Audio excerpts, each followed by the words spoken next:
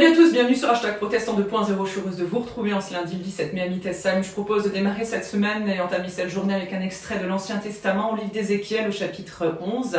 Il sera question de Dieu qui veut rassembler son peuple, ses enfants dispersés. Et il nous est dit: le Seigneur me dit, je m'adresse à toi, l'homme au sujet de tes compatriotes, tes propres frères, tous les Israélites déportés. Les habitants de Jérusalem leur donnent alors ce conseil: restez donc loin de la présence du Seigneur, car c'est à nous qu'il a accordé la possession de ce pays. Eh bien, transmets à tes compagnons de déportation ce que je déclare, moi le Seigneur Dieu. Je vous ai envoyés dans des pays lointains, parmi des peuples étrangers, mais même là je suis présent parmi vous comme dans un sanctuaire.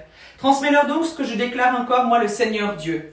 Je vous rassemblerai hors des peuples et des pays dans lesquels je vous ai dispersés, je vous donnerai à nouveau le pays d'Israël. Quand vous y arriverez, vous y supprimerez toutes les pratiques idolâtriques et révoltantes qui existent.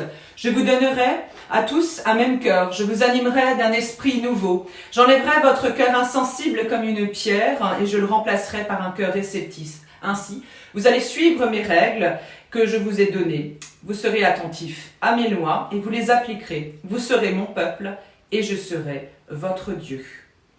Voici donc un cœur qui peut vibrer à l'unisson, et on le voit avec cette actualité d'Israël. Quoi de mieux que de penser à eux et de prier aussi pour trouver un peu de paix. Car c'est au plus profond de chacun de nous, des êtres que nous sommes, représentés par le cœur, le siège de nos émotions, le siège des sentiments et de l'intelligence, souvent que se joue l'essentiel.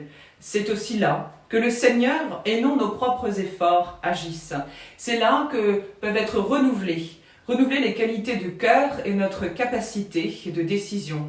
Celles qui nous animent et qui font faire des choix, qui nous font faire des bons ou des choix un peu moins bons. À condition que nous nous laissions être aimés par un Dieu qui veut pour nous le meilleur, malgré le pire qui peut nous entourer dans la vie.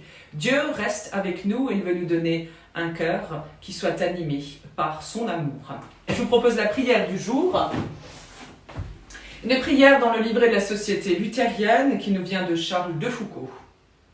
Seigneur, accorde-moi la foi qui dépouille le monde de son masque et montre Dieu en toutes choses, la foi qui fait voir tout sous un autre jour, qui montre la grandeur de Dieu et me fait découvrir ma petitesse d'homme, la foi qui montre le Christ là où l'œil ne voit qu'un pauvre, la foi qui montre le Sauveur là où le goût ne sent qu'un peu de pain. Seigneur, accordez-moi cette foi qui ne craint ni les dangers, ni la douleur, ni la mort, qui sait marcher dans la vie avec calme, paix et joie profonde. Amen. Je vous souhaite une très belle journée, entre les gouttes de pluie bien sûr, en tout cas ici, et dans la grâce de notre Seigneur. Et on se donne rendez-vous demain matin pour la prière du petit-déj et ce dimanche pour un temps de célébration pour la Pentecôte et nous nous réjouissons déjà. Alors portez-vous bien et à plus.